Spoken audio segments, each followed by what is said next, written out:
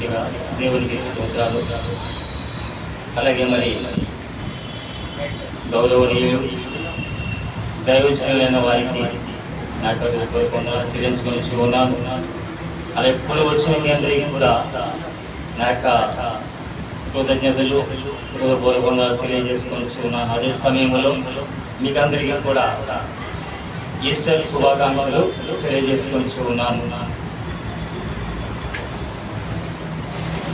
సమయంలో రెండు మాటలు చూపించి ముందుకు సాగిపోదాం. కొరింథీయులకు రాసిన పత్రిక 15వ అధ్యాయము 12వ వచన భాగం. క్రీస్తు మృతులలో నుండి లేపబడి ఉన్నాడని ప్రకటింపబడి ఉండగా మీలో కొందరు మృతుల పునరుత్థానము లేదని ఎట్లు చెప్పుచూ ఉన్నారు. మృతుల పునరుత్థానము లేని ఎడల క్రీస్తు కూడా లేపబడి ఉండలేదు. మరియు క్రీస్తు లేపబడి ఉండని ఎడల మేము చేయు ప్రకటన వ్యర్థమే, మీ విశ్వాసమును వ్యర్థమే. చాలా అక్కడి నుంచి 20వ వచనం వరకు చదువుకుంటే మీకు అన్ని కూడా చాలా చక్కగా అర్థం అవుతాయి. అపోస్తలుడైన పౌలు గారు యొక్క కొరింథీ సంఘానికి ఆయన రాస్తూ లేక మాట్లాడచ్చు ఆయన చెప్పుచున్న మాట ఏమిటి అంటే, ఆయన ముందుగానే క్రీస్తు యొక్క ఆత్మచేత నింపబడినవాడు, క్రీస్తు యొక్క అనుభవంలో నడిచినవాడు, క్రీస్తు యొక్క కొదువైనది ఏదో అది నా శరీరములో నేను దానిని నెరవేర్చాలని ఆశ కలిగిన వాడు అపోస్తలుడైన పౌలు గారు. కనుక ఆయన మాట్లాడుతూ కొరింథీ సంఘంతో మాట్లాడుతున్నారు. ఎందుకనంటే అక్కడ కొరింథీ సంఘంలో కొంతమంది ఎలా ఉన్నారో ఆయన మాట్లాడుతూ ఉన్నారు. ఒకరికి ఒకరు వ్యతిరేకముగా ఉన్నారు. ఒకరంటే ఒకరికి తిరుగుబాటు స్వభావం. ఇటువంటి అంత సంఘములో ఉంటూ ఉండగా వాటి గురించి అపోస్తలుడైన పౌలు గారు చెబుతూ ఉన్నాడు. ఏమిటంటే కొంతమంది మృతుల ఏమనంటూ ఉన్నాడంటే మృతులలో నుండి యేసుక్రీస్తు లేపబడి ఉండలేదని మాట్లాడుతున్నారు. అక్కడ సంఘంలో ఉన్న తరస్కరము లేక వారిలో ఉన్నటువంటి కొన్ని వ్యత్యాసాలు వారిలో వారు వాదోపవాదాలుగా ఉంటున్న సమయంలో చెబుతున్న మాట. క్రీస్తు మృతుల నుండి లేపబడి ఉండని ఎడల ప్రకటింపబడుచుండగా మీలో కొందరు మృతుల పునరుత్థానం లేదని ఎట్లు చెప్పుచూ ఉన్నారు. ప్రభువైన యేసుక్రీస్తు వారి లోకానికి వచ్చారు, ఆయన సమస్తాన్ని కూడా నెరవేర్చి ఉన్నారు. కనుక ఆయన క్రీస్తు మృతుల నుండి లేపబడి ఉండగా మీరు ఎట్లు చెప్పగలుగుతూ ఉన్నారని ఆయన మాట్లాడుతూ ఉన్నాడు. అందుకని 20వ వచనంలో అంటాడు అక్క చూడండి, హెబ్రీయులకు రాసిన పత్రిక 10వ అధ్యాయము,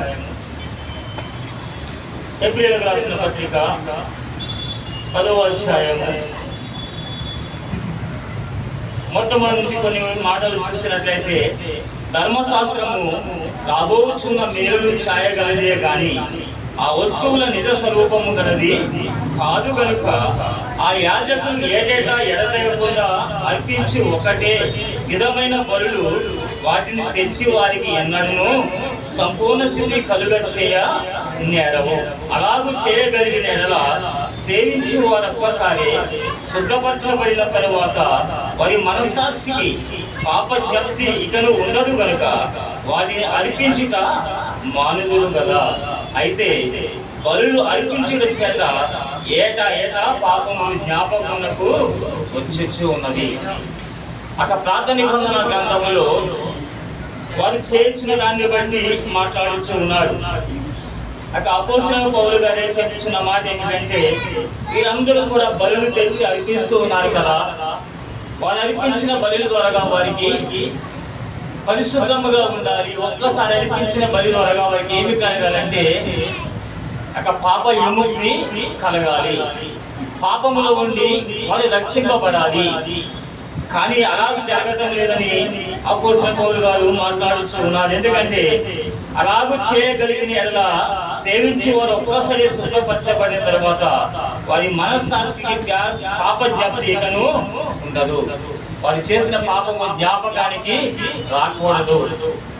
అక్క బలి ద్వారా మనకి ఒకవేళ ప్రాయశ్చిత్తము జరిగితే ఇక పాపానికి ప్రాయశ్చిత్తము ఉండకూడదు. కాబట్టి ఆయన మాట్లాడుతూ అంటున్నాడు కదా, అయితే ఆ బలులు అర్పించడం చేత ఏటేటా పాపము జ్ఞాపకాలకు వచ్చి ఉన్నాయని మాట్లాడుతూ ఉన్నాడు. ఈ విధంగా మాట్లాడుతూ ఆయన కింద అంటాడు కదా, బలియో అర్పణ నీవు కోరలేదు కానీ నాకొక శరీరమును అమర్చితివి, పూర్ణ హోమములను పూర్ణ పరిహారకములను నీకు ఇష్టమైనవి కావు. అప్పుడు నేను గ్రంథపు చుట్టలు నన్ను కూర్చి రాయబడిన ప్రకారము దేవా నీ చిత్తము నెరవేర్చిన ఇదిగో నేను వచ్చి పుట్టినట్టిని అనగా ప్రభువైన యేసుక్రీస్తు వారు అక్క దీని గురించి మాట్లాడుతూ ఉన్నారు. ఏంటంటే బలియు అర్పణ నీవు కోరలేదు కానీ నాకు ఒక శరీరమును అమర్చితివి. ఆయన దైవ కుమారుడు, దేవుని యొక్క కుమారుడు. అయితే మానవ శరీరము దాల్చి మానవ అవతారం ఎత్తి ఆయన ఈ లోకానికి వచ్చాడు. ఎందుకంటే అక్క బలి ద్వారా మనకు ప్రాయశ్చిత్తము చేయాలి. కనుక ఎట్ల ఎక్కయో మేకల ఎక్కయో రక్తము పాపము తీసివేయడం అసాధ్యము. కాబట్టి ఒక్కసారిగానే నేను బలి అయిపోవాలి. అక్క బలి నా ద్వారాగానే జరగాలి. కనుక దేవుని పైన చెప్పుచున్న మాట ఏంటంటే నాకు ఒక శరీరమును అమర్చితివి కనుక ఇప్పుడు ఆయన చెప్పుచున్న మాట రాయబడిన ప్రకారము దేవా నీ చిత్తము నెరవేర్చిన ఇదిగో నేను వచ్చి ఉంటుంది. ఆయన ఈ భూలోకానికి తన చిత్తాన్ని నెరవేర్చడానికి వచ్చాడు. కనుక ప్రభువైన యేసుక్రీస్తు వారు తండ్రి చిత్తానుసారంగా వచ్చిన వాడు, ఆయనకు మనకు మధ్యవర్తిగా వచ్చిన వాడు, ఆయనకు మనకు మధ్యవర్తిగా ఉండి మనల్ని యాజక సమూహముగా తన బిడ్డలుగా సమకూర్చిన వాడు, అలాగే మన కోసము తన శరీరాన్ని అర్పించి తన రక్తాన్ని కాచి మనల్ని కొని లేక కని దేవునికి అర్పించిన వాడు. కనుక మన ప్రభువైన యేసుక్రీస్తు వారు మనకు మాదిరికరమైన జీవితం ఉంచి ఉన్నారు. ఎందుకంటే ఈ లోకంలో ఉండగా తండ్రి చిత్తాన్ని నెరవేర్చడానికి వచ్చారు కనుక ఆ యొక్క చిత్తం ఆయన నెరవేర్చేస్తారు. ఎందుకంటే ఇక మనము ఎలాగ ఉండాలంటే బలి అర్పణ ఆయన కోరలేదు. కాబట్టి దావీదు భక్తుడు అందుకని అంటాడు, ఒక మాట అంటాడు, నీవు బలిని కోరేవాడు కాదు, బలిని కోరినట్లయితే నేను అర్పించేదను. అయితే విరిగి నలిగిన హృదయం నువ్వు అలక్ష్యము చేయవు, విరిగి నలిగిన మనసే నీకు ఇష్టమైన బలి. అంటే ఆయన బలి అర్పించేశాడు మన కోసం, బలి ఇచ్చేశాడు మన కోసం.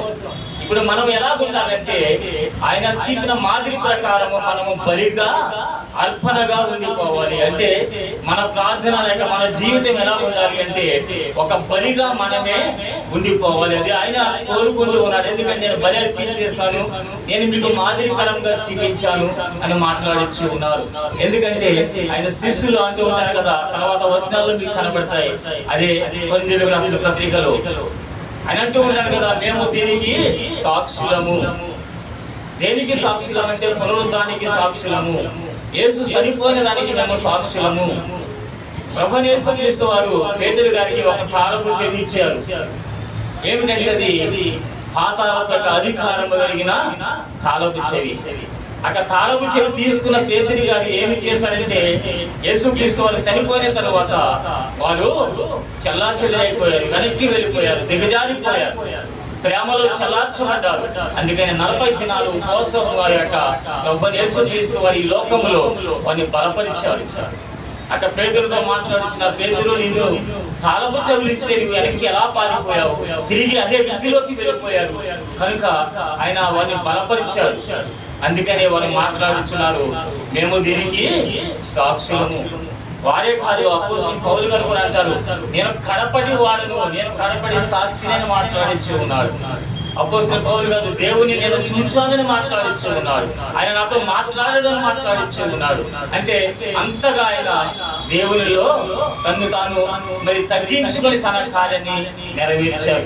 ఎందుకంటే ఆయన యేసుక్రీస్తు వారు ఏది పొదువుగా ఉందో దానిని ఆయన శరీరంలో నెరవేర్చుకోనని ఆశ కలిగిన వారు అక్క పౌలు గారు. కనుక మరి దైవజన విషయంలో కూడా ఒక మాట నేను చెప్పగలను, ధైర్యంగా మరి చెప్పగలను. ఎందుకంటే అపోస్తలుడైన పౌలు గారు అంటారు కదా, యేసుక్రీస్తుల కొలువైనది నా శరీరంలో చేయడానికి ఇష్టపడుచు ఉన్నాను.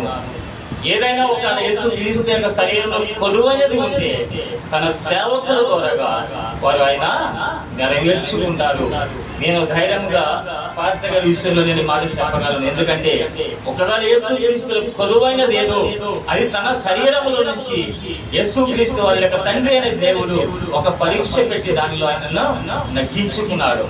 ధైర్యం ఇచ్చాడు, సహనం ఇచ్చాడు, అలాగే జ్ఞానం ఇచ్చాడు, దానిలో విజయం కూడా ఇచ్చాడు. కనుక అక్కడ విజయోత్సవం ఆయన తిరిగి లేచాడు, నేను సాక్షిని అని చెప్పడానికి మంచి సాక్ష్యం కలిగిన వారు మన దైవజనులు కూడా.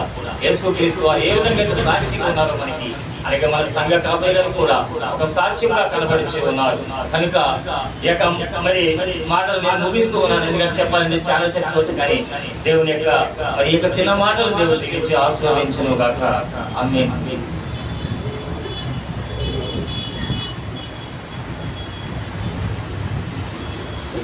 ప్రియులారా, మంచిదండి.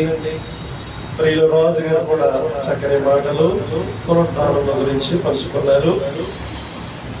వారికి నా ప్రత్యేకమైన వందనాలు తెలియజేస్తా ఉన్నాను.